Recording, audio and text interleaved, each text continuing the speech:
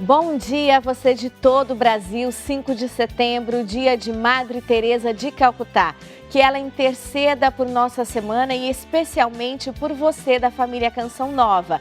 Falamos ao vivo aqui da capital paulista, tá bem frio, a mínima por aqui é 11 graus, pode ter pancadas de chuva à tarde e a máxima não passa dos 20 graus. A igreja tem um novo beato, João Paulo I. Nossa equipe traz os detalhes da celebração. Aqui no Brasil, os preparativos para os 200 anos da independência.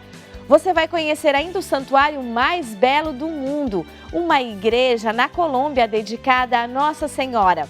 Vamos para um breve intervalo com imagens de Florianópolis, por lá céu com muitas nuvens e pode garoar. A máxima não deve passar dos 19 graus.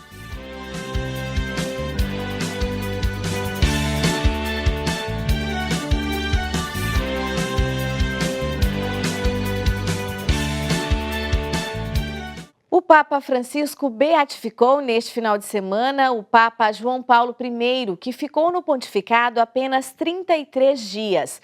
Nossa equipe em Roma acompanhou a cerimônia de beatificação. Bom dia, Danúbia. Bom dia, Adelita. Bom dia a todos. Foi uma bela cerimônia realizada na manhã chuvosa aqui no Vaticano. Em sua homilia, o Papa Francisco ressaltou a humildade do novo beato, disse que este encarnou a pobreza do discípulo, que não é apenas de se desapegar dos bens materiais, mas, sobretudo, vencer a tentação de se colocar a si mesmo no centro e procurar a própria glória. E, seguindo o exemplo de Jesus, foi um pastor manso e humilde. João Paulo I ficou conhecido como Papa do Sorriso, aspecto que Francisco lembrou em seu discurso ao dizer: com o sorriso, João Paulo I conseguiu transmitir a bondade do Senhor. É bela uma igreja com rosto alegre, sereno e sorridente, que nunca fecha as portas, que não se lamenta nem guarda ressentimentos, que não é impaciente, não se apressa com modos rudes, nem padece de saudades do passado.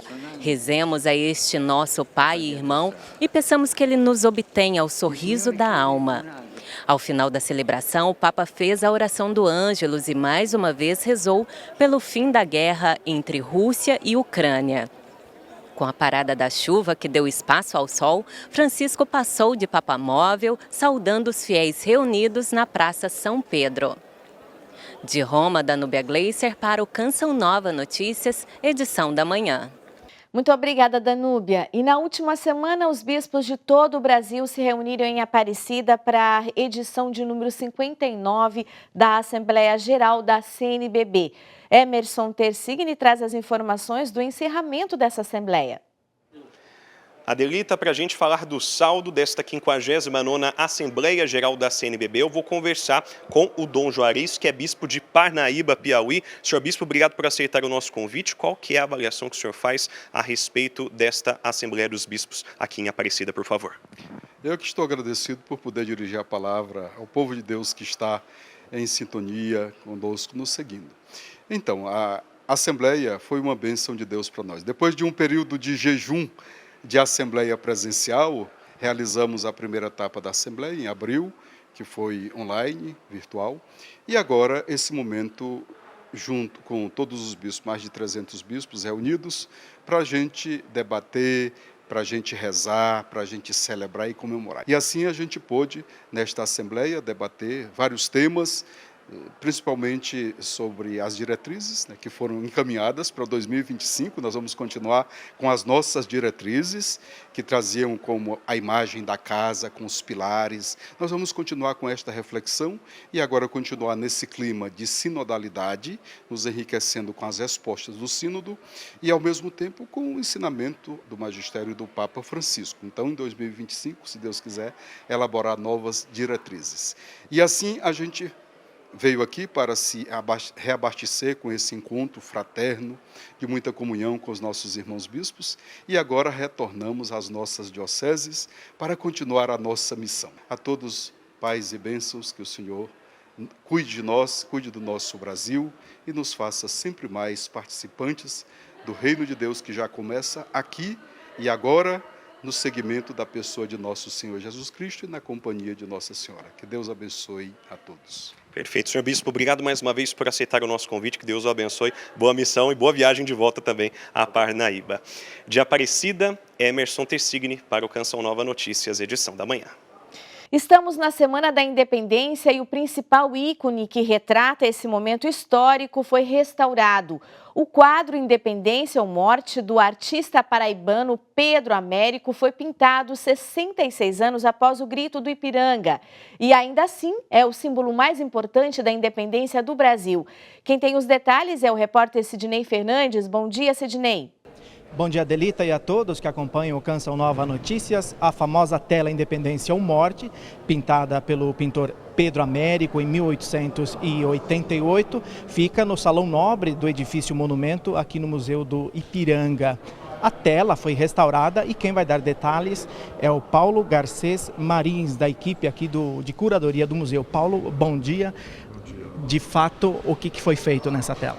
Nós tivemos um grande trabalho de estudo da tela. Antes de intervir, nós contamos com especialistas da Universidade de São Paulo, do Instituto de Física, do Instituto de Química, para que nós pudéssemos compreender a situação da pintura.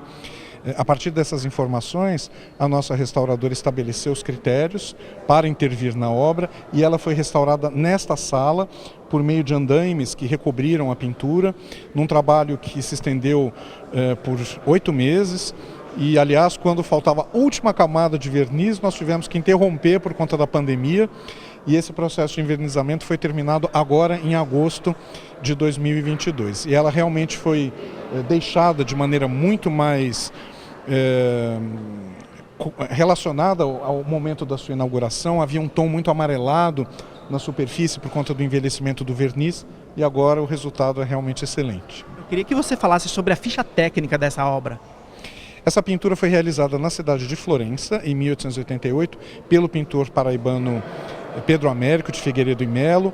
Foi uma pintura patrocinada pelo imperador Pedro II para celebrar a memória de seu pai, o príncipe regente Dom Pedro, quando declara a independência, que seria o nosso primeiro imperador, Pedro I. E ela foi posicionada neste espaço, ela foi concebida para o Salão Nobre justamente para fortalecer também os vínculos de memória do processo de independência com São Paulo e com Ipiranga, o que era de interesse também das elites de São Paulo durante a década de 1880, no século XIX. Portanto, os interesses do imperador e os interesses das nossas elites cafeicultoras se encontraram aqui neste salão e neste prédio para celebrar o Ipiranga como berço da nação brasileira. De um modo geral, o que traduz essa cena que nós estamos vendo?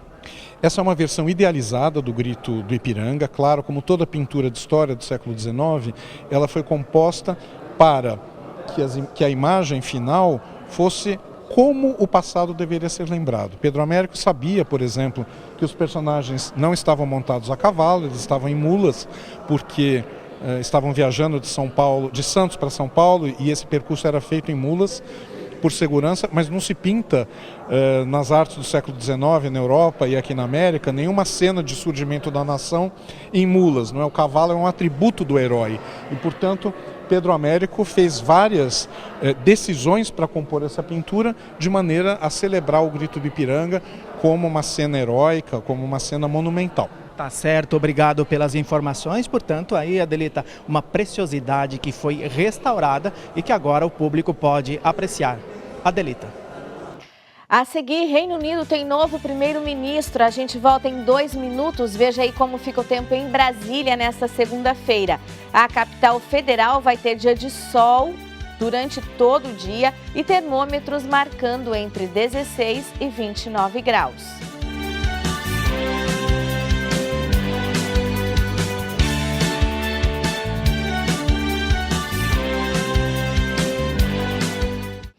Olá, estamos de volta. O ministro do Supremo Tribunal Federal suspendeu a aplicação do piso nacional da enfermagem. A decisão, de acordo com a liminar, foi para evitar demissões em massa no setor. O Francisco Coelho, lá de Brasília, tem mais detalhes dessa decisão. Bom dia, Francisco.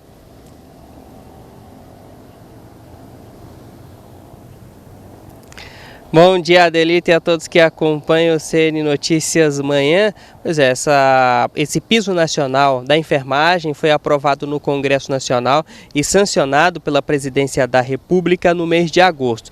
Mas entidades ligadas aos hospitais e clínicas alegaram primeiro que essa decisão não deveria partir do Congresso Nacional, mas sim do Poder Executivo.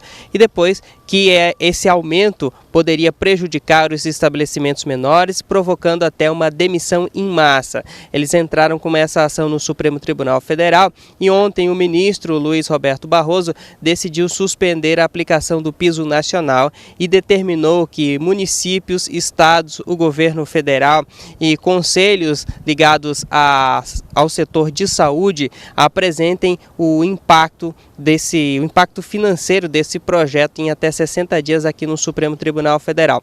Com isso, o novo piso nacional fica suspenso e vale as regras anteriores a esse piso nacional.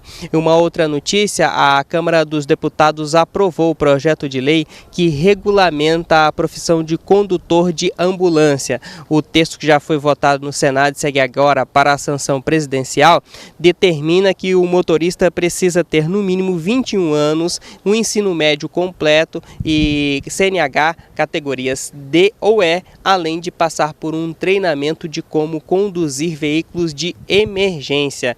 Esse texto, como eu falei, segue agora para a sanção presidencial. E uma última notícia, a Associação Brasileira de Indústria de Hotéis informou que a ocupação de quartos de hotel aqui no Distrito Federal chegou a 70%, principalmente na região central de Brasília. Isso acontece porque muitas pessoas vêm para cá para a cerimônia, o desfile cívico-militar comemora o bicentenário da independência. A esplanada já está quase toda preparada e também há a previsão de realização de manifestações por aqui no dia 7 de setembro. E nós vamos acompanhar aqui na Canção Nova, viu? Se também, por conta de tudo isso, a Secretaria de Segurança Pública do Distrito Federal reforçou a equipe de segurança aqui na área central. Tenham todos um ótimo dia. Aqui está quente, baixa a umidade, né? Humildade é a nossa. Mas uma boa semana para todos vocês. Até me embolei aqui com esse calor de Brasília. Volto com vocês nos estúdios. Uma boa semana para todos. Obrigada, Francisco. Boa semana de trabalho para todos nós e vocês aí também de Brasília. Então vamos ver como fica o tempo nesta segunda-feira em todo o país. Chove no centro-oeste do Paraná, região central de Santa Catarina e norte do Rio Grande do Sul. As temperaturas ainda são baixas em toda a região. Já no sudeste, a chuva perde força e vem em forma de chuviscos no litoral paulista, leste de Minas Gerais e Rio de Janeiro. Chove no Espírito Santo e extremo norte de Minas. Nas demais áreas, sol e tempo firme. Tem pancadas de chuva no Mato Grosso do Sul. Nas demais áreas do centro-oeste, o sol forte e o tempo seco predominam. No norte, a chuva permanece concentrada entre o Amazonas, Roraima e Amapá. Faz sol em grande parte do Pará, Acre, Rondônia e Tocantins. No nordeste, chove no sul da Bahia. O interior da região permanece com tempo seco e temperaturas elevadas. A chuva persiste no litoral, mas de forma isolada. O Reino Unido definiu agora há pouco seu novo primeiro-ministro. Direto de Londres, a Vanessa Andrade traz as informações. A disputa final para o próximo líder do Partido Conservador e, consequentemente, o próximo primeiro-ministro ficou entre a ministra das Relações Exteriores, Liz Truss, e também o ex-ministro das Finanças, Rishi Sunak. Com 82% dos votos, Liz Truss se tornou a terceira mulher a liderar o governo britânico. Na terça-feira, ela deve se encontrar com a Rainha Elizabeth II e assim será oficialmente convidada a formar um governo. Liz Truss é comparada e diz ter os mesmos traços de liderança que a ex-primeira-ministra Margaret Thatcher. De Londres, Vanessa Andrade para o Canção Nova Notícias, edição da manhã. Muito obrigada, Vanessa. E agora vamos conferir outros assuntos em destaque pelo mundo nesse início de semana. Chile rejeita nova Constituição com 62% dos votos. A notícia é destaque do El País. O Chile disse não à reforma constitucional e o presidente Gabriel Boric reconheceu a forte mensagem das urnas. Gazprom anuncia desligamento indefinido de gasoduto. Esse é destaque do britânico The Guardian. A gigante russa de energia estendeu o fechamento de fluxos de gás através de seu principal gasoduto Nord Stream 1 para a Alemanha na noite de sexta-feira, sem informar o prazo para a reabertura. A medida ocorreu horas depois que os países do G7 concordaram em impor mais sanções ao regime de Vladimir Putin. A Gazprom, empresa estatal de petróleo e gás, disse que o fornecimento permanecerá interrompido indefinidamente após a detecção de um vazamento. O fornecimento contínuo através do gasoduto é visto como crucial para evitar o aprofundamento da crise energética no continente. A seguir, vamos conhecer o santuário mais belo do mundo. Agora a gente mostra para você o céu de Salvador, que tem sol entre nuvens e chuva passageira durante o dia. Os termômetros por lá ficam entre 21 e 28 graus.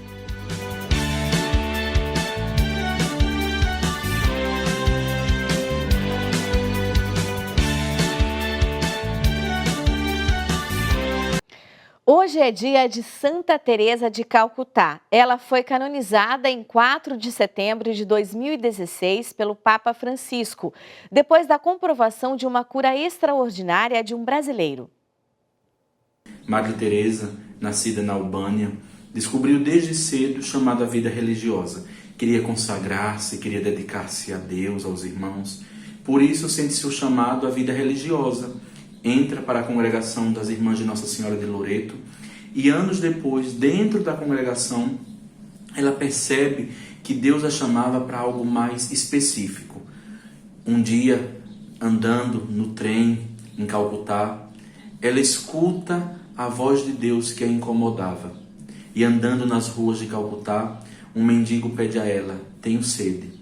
Na voz daquele mendigo, Madre Teresa descobre que Deus queria que ela consolasse Ele, na sua sede, nos mais sofredores, naqueles que não tinha ninguém por eles. Decide sair da congregação de Loreto e funda as Missionárias da Caridade, dedicada aos pobres, aos mais necessitados, àqueles que não tinha ninguém por eles. Madre Teresa é uma mulher que encanta. Basta lermos a sua vida, as suas obras, que ficamos encantados com o testemunho dessa mulher. Vemos na sua vida a virtude teologal da fé e a virtude teologal da caridade, de forma tão intensa. Uma mulher de fé que viveu por mais de 40 anos numa solidão, numa profunda aridez espiritual, mas naquela aridez, Madre Teresa não desistia. Era uma mulher que sabia acreditar, era uma mulher de fé. E por seu trabalho e luta contra a pobreza e a fome, em 1979, Madre Teresa de Calcutá recebeu o Prêmio Nobel da Paz. Em memória a esta santa, hoje é também o Dia Internacional da Caridade. E você sabe qual é a igreja mais bela do mundo? Um santuário colombiano localizado no interior de um cânion aparece em primeiro lugar em uma lista de mais de 20 igrejas. Vamos saber mais detalhes desse santuário mariano que está em festa? Quem traz as informações é a Luz Torres. Bom dia, Adelita e todos que acompanham as notícias neste momento. O Santuário Nuestra Senhora del Rosário de las Lajas, comumente conhecido como Santuário de las Lajas, está localizado no sul da Colômbia e é um dos mais importantes locais de peregrinação e turismo do país desde o século XVIII. De acordo com a tradição, o local foi descoberto por volta de 1750 por uma índia que ia de Potosí a Ipiales quando observou fortes luzes sobre uma rocha. Ela se aproximou e viu pintada na pedra uma bela imagem da Virgem do Rosário. A índia Juana Mueces carregava nas costas uma filha chamada Rosa, que era surda e muda. A menina, vendo a imagem sagrada, pronunciou o doce nome de Maria e foi curada da sua mudez e surdez. O atual edifício neogótico foi construído no início do século XX e substitui a antiga capela. A altura do templo desde a base até a torre é de 100 metros e a ponte tem 50 metros de altura por 17 metros de largura e 20 metros de comprimento. Até o dia 17 de setembro, milhares de devotos devem participar das celebrações da Virgem Maria no local classificado como o mais belo santuário do mundo. Num vídeo em que faz um convite especial aos paroquianos, o bispo de Ipiales, Dom José Saúl Grisales, disse que a celebração será uma grande festa da vida e da paz.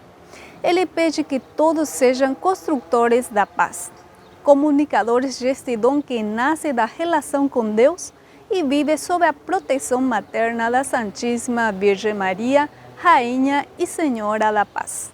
De Assunção, no Paraguai, Luz Torres, para o Canção Nova Notícias, edição da manhã. Que lugar lindo mesmo! E com essas belas imagens, o Canção Nova Notícias fica por aqui. A gente encerra hoje essa edição vendo o céu de Maceió. Uma ótima semana para você. Fique com Deus!